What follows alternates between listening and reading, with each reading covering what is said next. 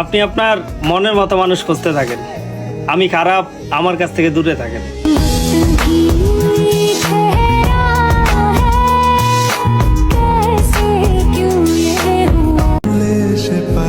কোনোদিন যদি তোমার সন্তান তোমাকে জিজ্ঞেস করে মা তোমার শখের খেলনা কি ছিল, তখন তাকে বলে দিও কোন এক ছেলের জীবন, তার সরল মন, তার নিঃস্বার্থ ভালোবাসা এবং তার জীবন নষ্ট করে দেওয়াই ছিল আমার শখের খেলনা।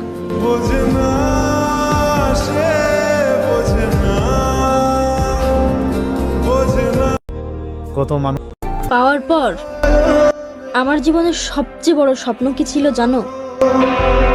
তোমার পাশে দাঁড়িয়ে আমি তোমার সফলতা দেখব।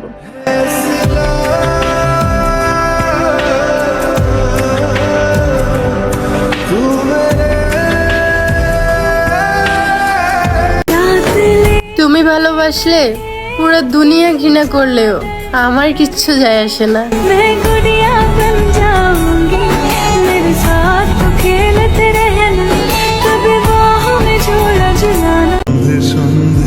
তুমি জানো তোমারে পাওয়ার জন্য আমি কত কষ্ট সহ্য করেছি, কত আঘাত সহ্য করেছি, কত নির্ঘুম রাত কাটিয়েছি। তুমি অন্যের হও, কোনো সমস্যা নেই, কিন্তু আমি তোমাকে ভালোবাসিনি। অন্তত এই মিথ্যে অপবাদটা আমাকে দিও না।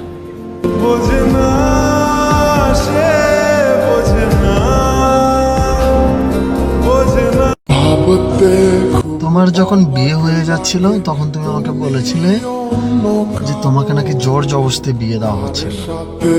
নিজেকে সুন্দর দেখানোর জন্য নিজ হাতে তুমি নিজেই মেহেদি পড়েছিলে। তোমার জামাইয়ের সাথে তুমি ম্যাচিং করে শাড়ি পরেছিলে। নিজেকে সুন্দর রূপবতী মায়াবতী দেখানোর জন্য পার্লারে গিয়ে বউয়ের সাজ নিয়েছিলে। নিজ হাতে নিজের কাবির নামে সিগনেচারও তুমি করেছিলে। কবুলও বলেছিলে 3 বার। শেষে হেঁটে গিয়ে শ্বশুর বাড়ি পর্যন্ত গিয়েছিলে। নিজ বাসর রুমে তো হেঁটেই ঢুকেছিলে। এগুলো কি সব জোর করে হয়েছিল তোমার সাথে?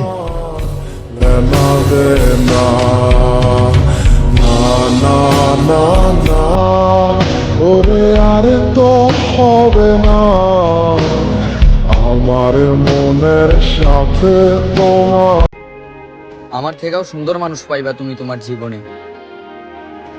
কিন্তু আমার থেকে বেশি ভালোবাসবো না কেউ তোমারে।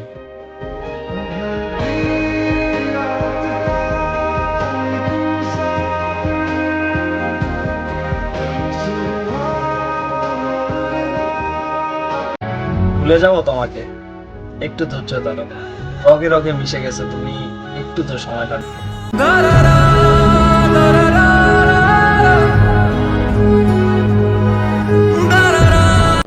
একটা কথা কি জানো